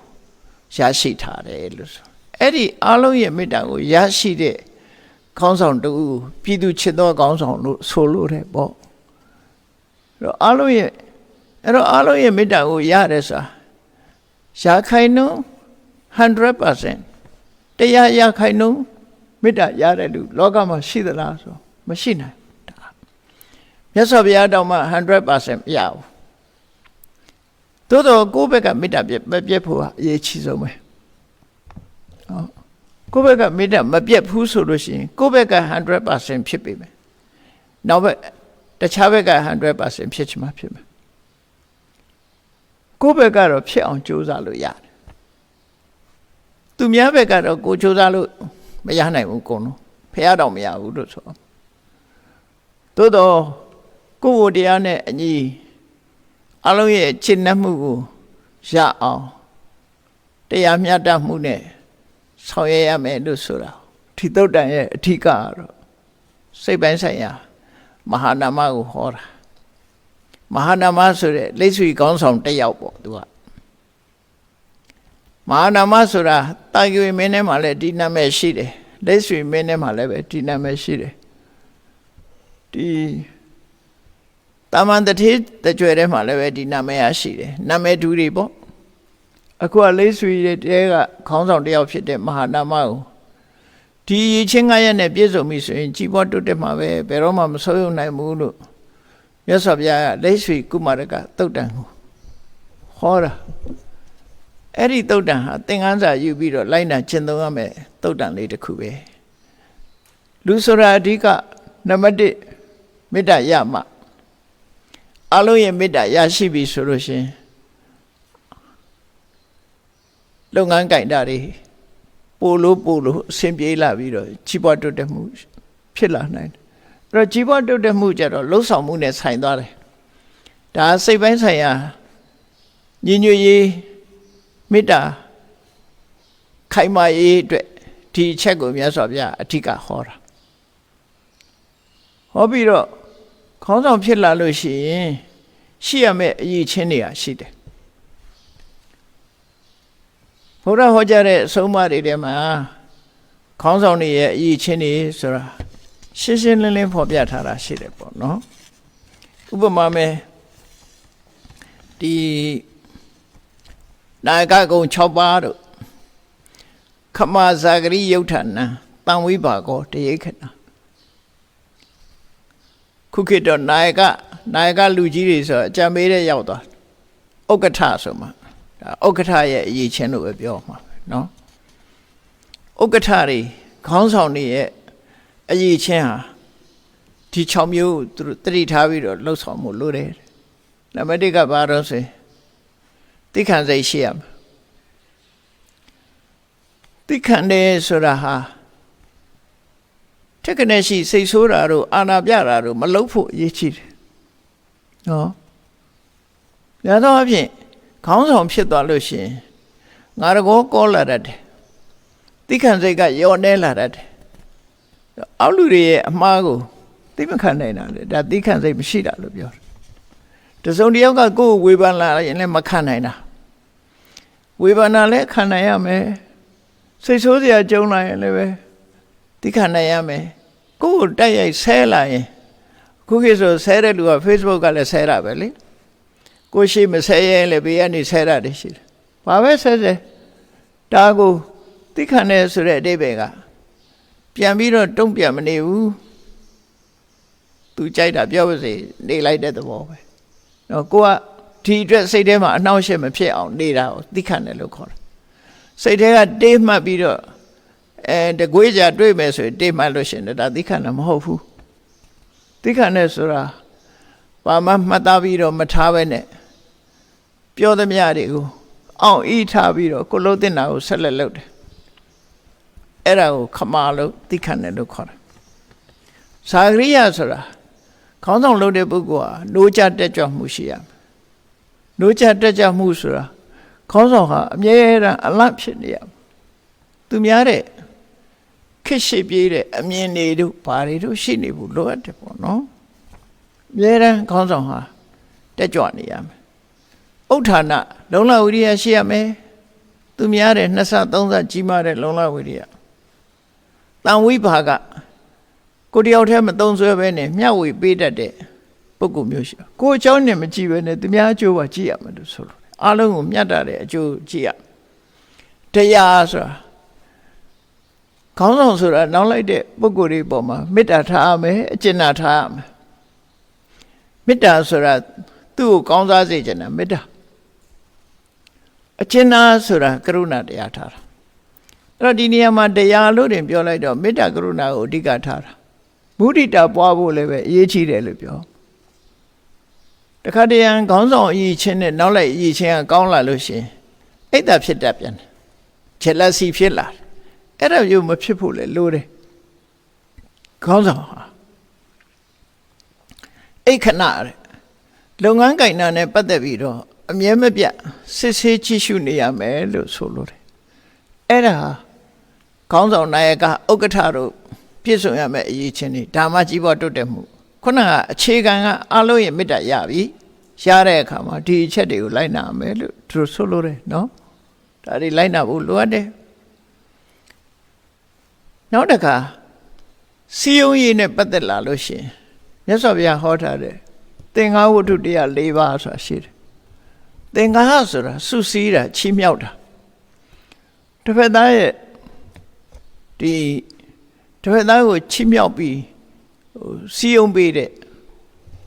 မှန်ကန်တဲ့စီယုံမှုလို့ဒီလိုဆိုနိုင်တာပေါ့အဲ့ဒီသင်္ဃဝတ္ထုတရား၄ပါးဆိုတာအလုံးမှာတိတ်အရေးကြီးတယ်မိသားစုဟာဒီမိသားစုဆိုရဲအစားပြီးတော့ဒါအစည်းအရုံးလေးတစ်ခုပဲအဖွဲ့အစည်းအသေးလေးပဲမိသားစုဆိုတာပင်မအဖွဲ့အစည်းလေးပဲနောက်တငယ်ချင်းပေါင်းသေးဒီလိုဖွဲ့စည်းထားတဲ့အဖွဲ့အစည်းမှမဟုတ်တငယ်ချင်းဆိုရင်တငယ်ချင်း2ယောက်ရဲ့ချားမှဒီစီယုံရေးရှိရဒီစီယုံမရှိရင်ဒီတငယ်ချင်းဟာအခုတွဲတော့ကြကွဲဒီလိုဖြစ်နိုင်တယ်အိမ်တော်ဘက်ကလည်းတူတူပဲသင်္ဃဝတ္ထုတရား၄ပါးနဲ့ပြည့်စုံကဏိခေမှာတော့သင်္ဃဝတ္ထုတွေအားနဲ့လို့လားမသိဘူးကဏိကွဲနှစ်ဖြင့်ကွဲကဏိတွဲပြီးနှစ်ဖြင့်ကြကွဲသွားကြဗျာအဲ့တော့အခြေခံဒီလုံလောက်မှုမရှိတာလို့ဆိုအောင်လူဆိုတာတူတဲ့နေတာမဟုတ်ဘူးပတ်ဝန်းကျင်နဲ့နေကြတာဖြစ်တယ်ဒါကြောင့်မို့လို့ပတ်ဝန်းကျင်နဲ့နေလာလို့ရှိရင်စီယုံရည်တရားသင်္ဃဝတ္ထုတရား၄ပါးကိုယ်တိုင်ကမမေ့မသုံးကြိုးစားအထောက်ဖို့လိုအပ်တယ်နံပါတ်1ကဘာလို့ဆိုရင်ဒါနပေးမှုကမ်းမှုဟာကောင်းတဲ့စီယုံရည်တစ်ခုပဲအဲ့တော့ဘာပေးရမှာတော့လို့လူတွေကတော့တွေးကောင်းတွေးလိမ့်မယ်လူရရှိကိုပေးသွားတာပဲလေလက်ဆောင်ပေးစရာရှိတယ်လက်ဆောင်ပေးတာNew Year ဆို New Year လက်ဆောင်ပေါ့ Christmas ဆို Christmas လက်ဆောင်လက်ဆောင်လေးတွေပေးတယ်ဘာပဲဖြစ်ဖြစ်ပန်းစည်းလေးပဲဖြစ်ဖြစ်ပေးတာပဲအဲ့ဒီလေးပေးကမ်းမှုတွေဟာလူရဲ့စိတ်နှလုံးကိုစီယုံမိတာဖြစ်တယ်ပေါ့ဒါရင်လားလို့ဆိုတော့နောက်တစ်ခုကပေယဝိဇ္ဇာစကားပြောတဲ့အခါမှာသိအရေးကြီးတယ်မောင်းမောင်းမာဘယ်တော့မှမပြောနဲ့တစ်ဖက်သားနှဝင်ချိုအောင်ပြောတတ်ရမယ်နော်စကားကိုချိုချိုသာသာပြောတတ်ရမယ်အဲ့ဒါပေယဝိဇ္ဇာလည်းစီယုံရည်တစ်ခုပဲနောက်တစ်ခုကတော့အဋ္ဌစရိယာသူ့မှာကိစ္စဝိဇ္ဇာလှုပ်ရှားတွေပေါ်လာလို့ရှိရင်ကိုယ်ကိစ္စလို့သဘောထားပြီးဝိုင်းကူညံ့မနေစိမ့်ရအောင်အဲ့ဒါလည်းစီယုံရည်တစ်ခုပဲသူ့လှုပ်တော့ဝိုင်းလှုပ်တယ်ငါလှုပ်ကြရင်ဒီကောင်ကိုမဆိုင်ဘူးမအားလို့ပါဆိုပြီးတော့ရှောင်ထွက်မသွားသူ့လှုပ်လဲဝိုင်းလှုပ်တယ်ကိုလှုပ်လဲဝိုင်းလှုပ်တယ်နောက်ဆုံးတစ်ချက်ကတမာနတ္တတာဆက်ဆံပြီဆိုရင်ကိုနဲ့ဓာတ်နုထားဆက်ဆံဘယ်တော့မှ look down မလုံးနဲ့လို့ပြောတာနော်အထင်မြင်သေးတာမျိုးနဲ့ဆက်ဆံမိသွားလို့ရှိရင်ဒီလူကရင်ထဲမှာခုတ်သွားအဲ့ဒီကလေးမေတ္တာပျောက်သွားတယ်အဲ့ဒီလိုမေတ္တာရဲ့စလုံးစခုတွေမဖြစ်စေအောင်အမြဲတမ်းကိုယ့်အောက်ကလူပဲဆိုပြီးတော့ကိုယ့်ရဲ့နေကြတဲ့လူပဲဆိုတဲ့အမြင်မျိုးနဲ့မထားဘဲနဲ့ဆက်ဆံမှုဟာအမှန်တမ်းအရေးကြီးတယ်လို့ တမနတ္တတာကိုယ်နဲ့တန်းတူထားပြီးဆက်ဆံရမယ်ကိုယ်အရေးချင်းမျိုးရအောင်လုပ်ပေးရမယ်ဆိုလိုတာကိုယ်နဲ့တန်းတူအနေထားမျိုးရောက်လာတည်ထီအောင်သူ့ကိုမြင့်တင်ပေးရမယ်လို့ဆိုလိုတယ်အဲ့ဒီသင်္ဃဝတ္ထုတရား၄ပါးတိုင်းလိုက်နာကျင့်သုံးမယ်ဆိုလို့ရှိရင်ဒီဟာခေါင်းဆောင်ကောင်းဖြစ်လာမေတ္တာရတဲ့အပြင်လိုက်နာဆောင်ရွက်ရမယ်အလုပ်တွေကတော့ဒီသင်္ဃဝတ္ထုတရား၄ပါးပဲဒါအရေးကြီးတယ်လို့သူတို့ဆိုလိုတယ်နော်အဲ့တော့ခေါင်းဆောင်ကောင်းရဲ့အင်္ဂါရက်တွေကိုမြတ်စွာဘုရားရဲ့တရားတော်တွေမှာပြည့်ပြည့်စုံစုံဖော်ပြထားတာတိုင်းပြည်ကြီးတစ်ခုလုံးကိုအုပ်စိုးတဲ့ရှေးခေတ်ကတော့ monarchical system ဧကရာဇ်ဘုရင်စနစ် oligarchy system ဆိုတပါတီတလူမျိုးတစ်ခုကနေအုပ်စိုးတဲ့စနစ်ဒီကနေ့ခေတ်မှာလည်းပဲပါတီကအုပ်စိုးတဲ့ဆိုရင်ဒါ oligarchy ပုံစံမျိုးပဲဘယ်ဟာနဲ့ပဲအုပ်စိုးဘယ်စနစ်နဲ့ပဲအုပ်ချုပ်ဒီအရေးချင်းတွေဒီလောရမယ့်ကိစ္စတွေကတော့ထူးထူးပဲသင်္ဃဝတ္ထုတရား၄ပါးလိုက်ပြီးတော့စီယုံရေးရှိနေဖို့အမှန်တမ်းလိုအပ်တယ်အဲ့ဒါရှိနေမှခုနကပြည်သူတို့ရဲ့ကောင်းသောဆုတောင်းကိုရရှိမှာဖြစ်တယ်သက်ရှိပါစေကျမ်းပါစေအားလုံးကကျေနပ်နေကြတယ်ဝိုင်းပြီးတော့ဆုတောင်းတာခံရတယ်ဆိုတဲ့အနေအထားမျိုးရောက်အောင်အဲ့ဒီကြမှာကြီးပွားတိုးတက်နိုင်တယ်လို့ပြောတာမင်းကျင့်တရား10ပါးဆိုတာငါတို့ကမင်းမှမဟုတ်တာကျင့်စရာမလိုဘူးလို့မအောင်မေ့လေးနဲ့နော်မင်းဆိုတာစနစ်အရာမင်းကိုဗဟိုပြုပြောတာကိုယ့်အိမ်မှာကိုယ်ကလည်းမင်းဖြစ်နေမှာကိုယ့်အိမ်မှာကိုကြီးခဲ့ဆိုကိုမင်းမယ်ကိုယ်ဖွဲ့စည်းမှာကိုကြီးခဲ့ဆိုရင်ကိုမင်းမယ်အဲ့ဒီခေါင်းဆောင်လုပ်တဲ့ပုဂ္ဂိုလ်ဟာရာဇဓမ္မလို့ခေါ်တဲ့မင်းကျင့်တရားတွေကိုလုံးဝမယ်အလုပ်တွေဒါလုံးဝမှာဒါငါတို့ကမင်းမှမဟုတ်တာဒါလိုက်ဆက်မလို့ဘူးလို့ဒီလိုသွားပြီးတော့အမြင်မဆောင်နဲ့နော်ခေါင်းဆောင်ကောင်းဆိုတာဒါလောက်ရမယ်နံပါတ်1ကဌာနပေးတာကမ်းတာဟာဒီအချင်းချင်းပေးကမ်းမှုတွေတွေကအလွန်အောင်မြင်တဲ့အရာတွေပဲဖြစ်တယ်နိုင်ငံတနိုင်ငံပဲကြည့်လေလူမျိုးတွေမကြည့်နဲ့ကိုယ်အချင်းချင်းတွေမကြည့်နဲ့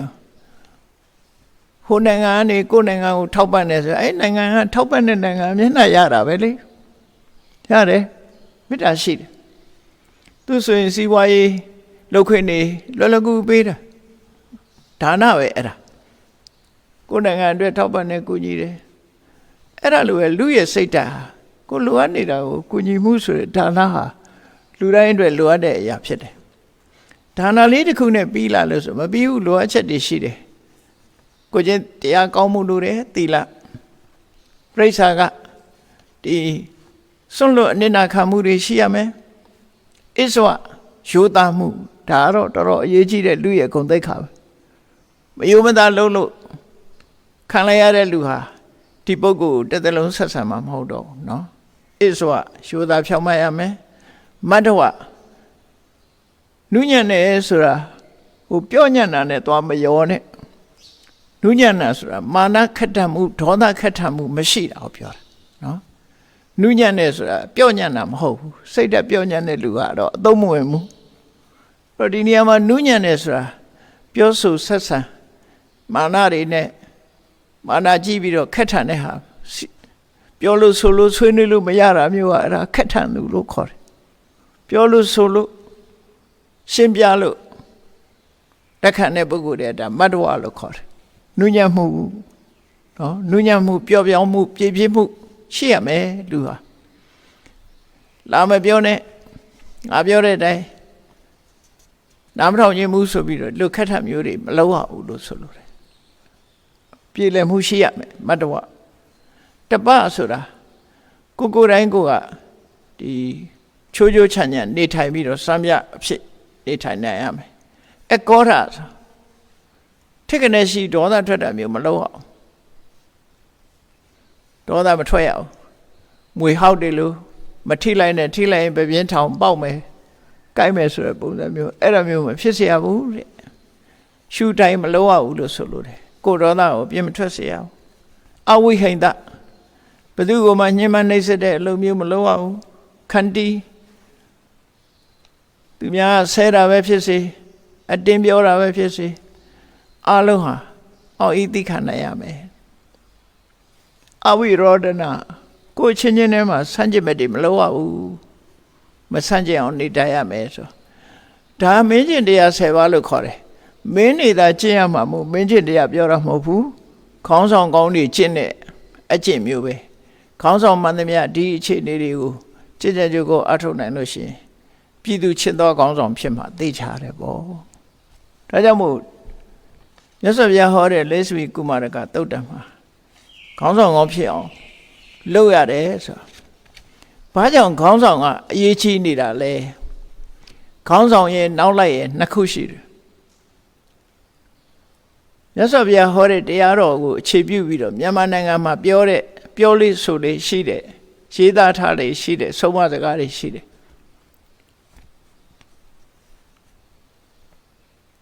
ရှေ့ဆောင်နွားလာဖြောင်းမြောင်းသွားကနောက်နွားတက်တိုက်ဖြောင်းမြောင်းလိုက်၏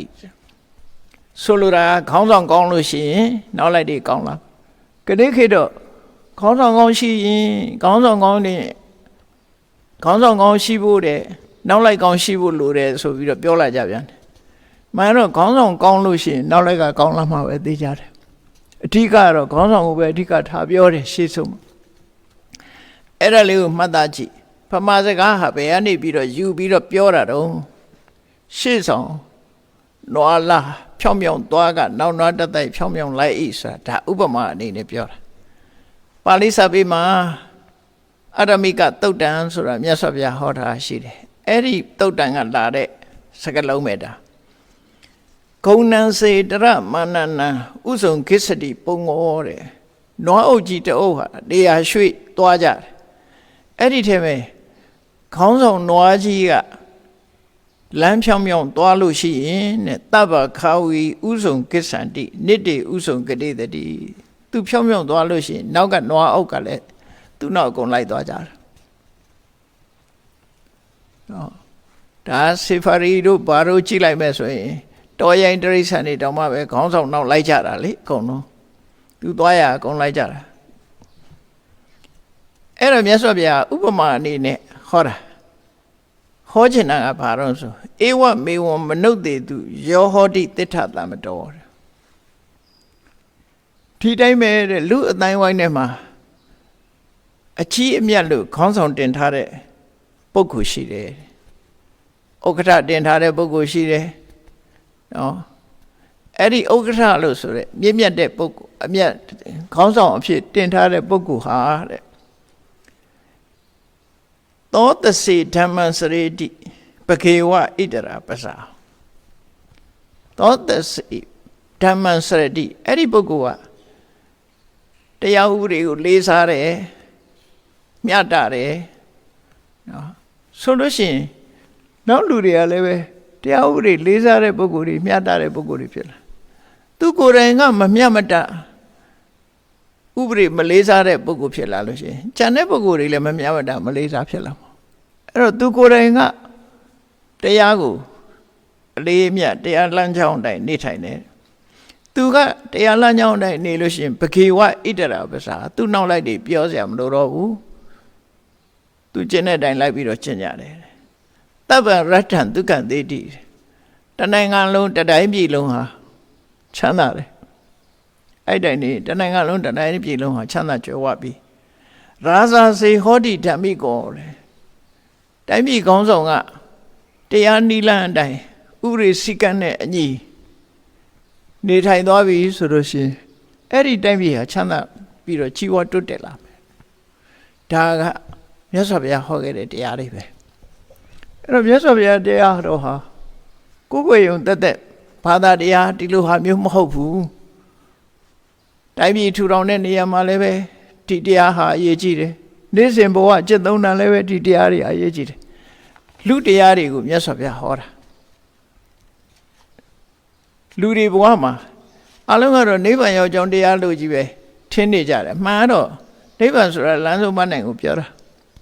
မရောက်ချင်သေးဘူးဆိုရင်လည်းလူဘဝမှာချမ်းသာသာနေနိုင်မှုကျင့်စဉ်တွေမြတ်စွာဘုရားဟောထားတယ် လမ်းမျိုးစုံကိုညွှန်ပြနိုင်တဲ့တရားဒီဘဝကောင်းကျိုးကိုပေးနိုင်တယ်နောက်ဘဝကောင်းကျိုးကိုပေးနိုင်တယ်နှစ်ဘဝလုံးအတွက်ကောင်းကျိုးပေးနိုင်တယ်တန်တရားကလွတ်ချင်ပြီဆိုရင်လည်းပဲလွတ်တဲ့နိလန်းကိုကျင့်ဆောင်မှုဟောပြောထားတာဖြစ်တယ်အဲ့တော့ကိုယ်ဝေယုံဘာသာတရားတတ်မဟုတ်ဘဲနဲ့ဒီနေ့ခေတ်မြန်မာလူမျိုးတွေရဲ့လက်ထဲမှာရှိတဲ့မြန်မာနိုင်ငံမှာထွန်းကားနေတဲ့ပိဋက3သွဲ့နိကေ9ပြဓမ္မခန္ဓာပေါင်း8400ဆိုဗမာပြည်မှာရှိတယ်ဟောတာအိန္ဒိယမှာဟောခဲ့တယ်အဲ့ဒီအိန္ဒိယဟောတဲ့ဟာကိုအထုပ်အထည်နေတယ်ကွာမြန်မာပြည်ရောက်ပြီအခုမြန်မာပြည်မှာထွန်းကားနေတယ်နော်အဲ့တန်တန်မိုးရှိတဲ့ယရဏပစ္စည်းကိုမြန်မာလူမျိုးတွေရဲ့လက်ထဲရောက်လာဘယ်ချိန်ကစရောက်လာတယ်လဲဆိုရင်အိန္ဒိယနိုင်ငံနေပြီးတော့ရှင်သောနာနဲ့ရှင်ဥဒ္ဒရာကိုသူ့အနာပူမီလွတ်လိုက်တဲ့အချိန်ကစပြီးတော့ဘာသာတရားဟာရောက်ရှိလာတယ်လို့ပြောနိုင်တယ်ပေါ့နော်အာသောကမင်းကြီးလက်ထက်ဒီတဲ့စောလဲရောက်ချင်ရောက်နိုင်တယ်ပေါ့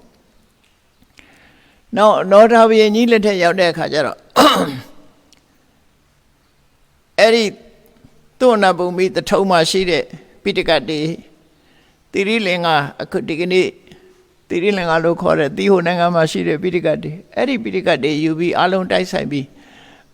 ကြည့်အနောဒဘုရင်ကြီးဟာရှင်အရဟံအကူအညီနဲ့ဒီပိဋကတ်3ပုံနိကေ9ရက်မြတ်စွာဘုရားရဲ့ဆုံးမတရားတော်တွေမြန်မာလူမျိုးတွေရဲ့ရင်ထဲရောက်အောင်ပကံခေတ်ကစတင်ပြီးတော့ဆောင်ရွက်ခဲ့တယ်ပကံခေတ်ဟာစပြီးများစွာတိုးတက်ခဲ့တယ်ပေါ့အဲ့ဒီဘက်ကိုတမန်အဖြစ်ရေးသားဖော်ပြလေးမရှိကြတဲ့အခါကျတော့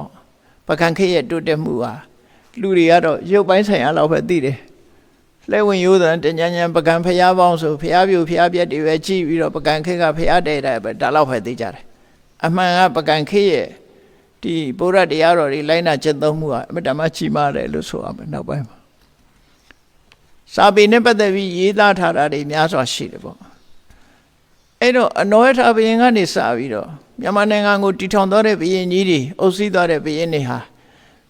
ဟောဒီပိဋကတ်ထဲကပညာရက်တွေနဲ့ပဲအုပ်ချုပ်သွားကြတယ်အဲ့ဒီအချိန်မှာဘယ်အနောက်တိုင်းပညာဒီစနစ်မှမရှိသေးဘူးတီဘောမင်း1885ခုနှစ်မြန်မာနိုင်ငံလွတ်လပ်ရေးဆုံးရှုံးသွားတဲ့နောက်ပိုင်းကျမှအနောက်တိုင်းကအုပ်ချုပ်ရေးစနစ်တွေဗမာပြည်ရောက်လာတာအဲ့ဒီမတိုင်ခင်ကပိဋကတ်ရသော်ဗျာအဆုံးမတရားတော်တွေနဲ့အုပ်ချုပ်သွားတာပဲဖြစ်တယ်ဒါနဲ့ပတ်သက်ပြီးတော့ပိဋကတ်တော်တွေကိုအမှတ်တမဲ့မနေကြဘဲနဲ့အားလုံးဟာဒီလန်းရှာပြီးတော့လေ့လာမှတ်သားကြဖို့အမြဲတမ်းအရေးကြီးတယ်ပေါ့မြန်မာပြည်မှာပိဋကတ်တွေဟာအပြည့်အဝရှိနေတယ်ဒီထဲမှာလူမှုရေးစီးပွားရေးအားလုံးအကျုံးဝင်တဲ့တန်ဖိုးမပြတ်နိုင်တဲ့ဆုံးမတွေဒီထဲမှာအကုန်ရှိတယ်စိတ်နှလုံးအေးချမ်းမှုကိုပေးနိုင်တဲ့အဆုံးအမတွေအကုန်ရှိတယ်ဒါကြောင့်မို့မြတ်စွာဘုရားရဲ့အဆုံးအမတိုင်းထင်ရှားတဲ့မှတ်တမ်းရှိတဲ့အရာတစ်ခုပြောမှဆိုရင်အနောဒဘုရင်ရဲ့နောက်မှာနန်းတက်ပြီးတိုင်းပြည်ကိုပြန်စည်းရုံးနိုင်တဲ့ကျန်စစ်သားမင်းဆိုတာအားလုံးသိကြတဲ့အတိုင်းအဲ့ဒီကျန်စစ်သားမင်းကြီးကတိုင်းပြည်ကိုစည်းရုံးပြီးတော့သူမအုပ်ချုပ်နိုင်ခင်တိုင်းပြည်ဟာဖျော်ဖြဲဖြစ်သွားတယ်အဲ့ဒီအချိန်မှာကြောက်စာထိုးပြီးတော့သူလှုပ်ဆောင်ချက်တွေမှတ်ထားတယ်တားရကွယ်မရတဲ့ကွယ်အနေနဲ့ရရပြေလွှာပုံအောင်ကြတဲ့ပြည်သူတွေကိုပြန်ပြီးတော့ရအောင်စီမံပေးတယ်အားလုံးပြန်ဆုံတွေ့ဖို့လုပ်ပေးတယ်အဲ့ဒီမှာဒုက္ခရောက်ကြတဲ့အခါလူတွေကငိုကြွေးကြတော့မွန်ဘာသာနဲ့ရေးထိုးထားတဲ့ဒီကျန်စစ်သားဘုရင်ကြီးရဲ့မှတ်တမ်းလေးမှာ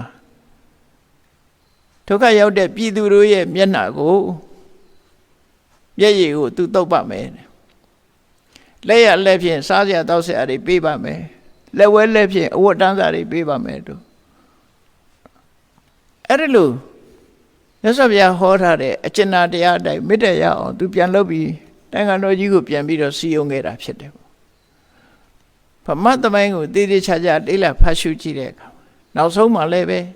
အလောင်းဖရာဟာသူအာဏာရယူခြင်းဟာသာသနာတော်ကိုတမိုးထားပြီးတော့သာသနာကိုပြုစုခြင်းလို့ ငါသာသနာပြုလိုက်ရင်ငါအနိုင်ရပါစေသူတို့သာသနာပြုလိုက်ရင်သူတို့အနိုင်ရပါစေလို့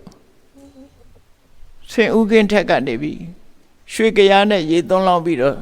ရှေ့တန်းကိုထွက်သွားတာဖြစ်တယ်ပေါ့မင်္ဂန်နဲ့ရည်ရွယ်ချက်နဲ့လုပ်ကြတယ်လို့ဆိုလို့အဲ့တော့မြတ်စွာဘုရားရဲ့အဆုံးအမတရားတော်တွေဟာပိဋကတ်ထဲမှာအပြည့်စုံရှိသည့်အတွက်ကြောင့်ဒီအဆုံးအမတော်တွေတိုင်းလိုက်နာကျင့်သုံးမှုဟာအလွန်ကောင်းတယ်လို့ဒီအချက်တွေကိုသိရှိတဲ့ဒီရွှေရှင်သာသနာပိုင်စံငင်းဆရာတော်ဘုရားကြီးမိတ်ရှိသွားတာကိုစာပေထဲမှာဖတ်ရှုရတယ်ဝန်ကြီးတူကိုပြောလိုက်တယ်ဖတ်ဆဗလာလက်ထက်ကတို့တိုင်းပြည်မှာတဲ့ပိဋကတ်မတတ်ရင်ဝန်ကြီးမလို့ရဆိုတဲ့ဥပဒေရေးဖို့ကောင်းတယ်ပေါ့အကယ်၍ပိဋကတ်တတ်မယ်ဆိုလို့ရှိရင်ဒီဝန်ကြီးတွေရဲ့အုပ်ချုပ်တဲ့နည်းပညာပြည်သူတွေနဲ့ဆက်ဆံတဲ့နည်းပညာဒီတဲ့ပို့ပြီးတိုးတက်ပြီးတိုင်းပြည်ဒီတဲ့ကြီးပွားတိုးတက်နိုင်တယ်လို့ဆရာတော်ကြီးကယုံကြည်လို့ဒီစကားကိုမရှိလိုက်တာဝန်ကြီးမတတ်ရင်ဒီဝန်ကြီးဟာပိဋကတ်မတတ်ရင်ဝန်ကြီးမလို့ရဆိုဥပဒေရေးထားဖို့ကောင်းတယ်လို့ဆရာတော်ကြီးမရှိလိုက်တဲ့စကားဟာရှိတယ်ဒါကြောင့်တရားချစ်ခင်သူတော်စင်ပြိဿအပေါင်းတို့ပြည်သူချစ်သောကောင်းဆောင်များဆိုတာဟာအခြေခံကြတဲ့စီလုံးရေးမှာတဦးမေတ္တာတဦးမှာဆိုတာလို့အလုံးခြေနဲ့နှစ်သက်ပြီးတဦးနဲ့တူမျက်နှိုးချင်းခံရတဲ့ပြည်သူနဲ့ခေါင်းဆောင်ပေါင်းစုံပြီးတော့တိုင်းပြည်ကိုတိုးတက်ကြီးပွားအောင်လုပ်နိုင်မှသာလျှင်ကြီးပွားတိုးတက်တဲ့တိုင်းပြည်ဖြစ်နိုင်တယ်ဆိုတာကိုယ်စီယုံကြည်ပြီးတော့တဦးနဲ့တူမေတ္တာသက်ဝင်ပြီးစီလုံးကတိုင်းရေးပြည်ဘာသာရေးသာသနာရေးအားလုံးတိုးတက်အောင်ကြိုးစားဆောင်ရွက်နိုင်ကြပါစေကုန်သတည်း